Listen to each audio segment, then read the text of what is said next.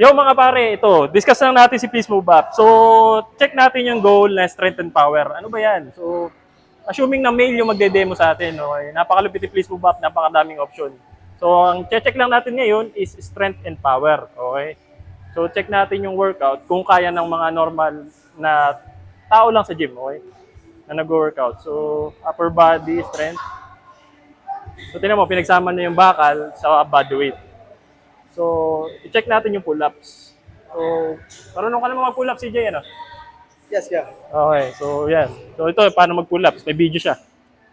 So, check natin. 3 sets, max repetition. So, try nga natin max repetition ng pull-up. Max.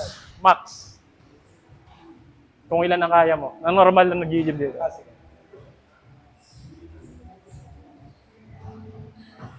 1, 2, 3, 4, 5, 6, 7, 8,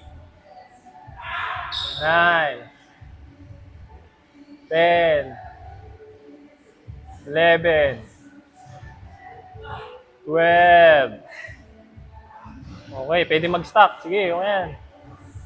13, 14. Okay, 13. So, 13, malakas na yun. Okay. So, sa pahinga nakalagay dito is 2 minutes. So, susundin nyo na lang. Ganun kalupit si Please Move Up.